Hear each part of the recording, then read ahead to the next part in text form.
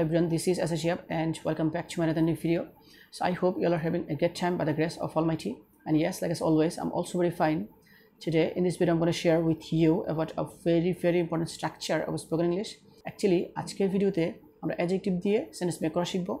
Basically আমরা যদি একটা মাত্র ইংলিশ সেন্টেন্স ভালোভাবে শিখতে পারি, then we'll be able to make thousands of sentences according to the structure of the sentence. So let's get started out of this topic. The first one is আমরা যদি বলি যে আমি কি ক্লান্ত, এটাকে আমরা ইংরেজিতে এভাবে বলতে পারি am I tired মানে হচ্ছে আমি কি ক্লান্ত।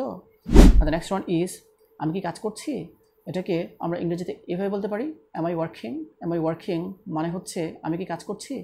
We can say আমি কি ঠিক আছি, এটাকে আমরা ইংরেজিতে এভাবে বলতে পারি am I okay মানে হচ্ছে আমি কি ঠিক আছি। The next one is আমি কি ব্যস্ত, এটাকে আমরা ইংরেজিতে এভাবে বলতে পারি am I busy মানে হচ্ছে আমি কি ব্যস্ত। We can say আমি কি সুখী, এটাকে আমরা ইংরেজিতে এভাবে বলতে পারি am I happy মানে হচ্ছে আমি কি সুখী।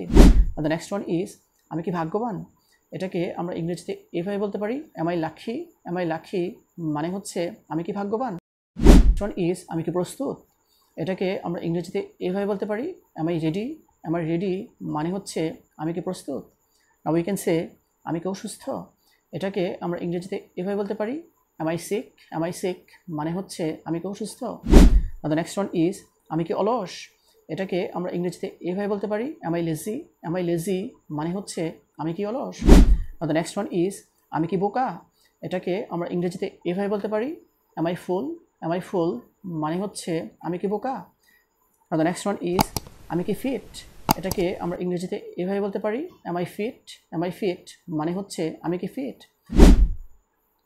Now we can say আমি কি ক্ষুধার্ত, এটাকে আমরা ইংরেজিতে এভাবে বলতে পারি am I hungry মানে হচ্ছে আমি কি ক্ষুধার্ত। The next one is আমি কি উত্তেজিত, এটাকে আমরা ইংরেজিতে এভাবে বলতে পারি am I excited মানে হচ্ছে আমি কি উত্তেজিত। And the last one is আমি কি নার্ভাস, এটাকে আমরা ইংরেজিতে এভাবে বলতে পারি am I nervous মানে হচ্ছে আমি কি nervous.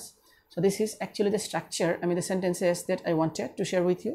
So viewers, I hope you understand this. If you guys really love this video, don't forget to like, comment, share and subscribe my YouTube channel. And that's all for the time being. See you again. All the best of luck. Goodbye.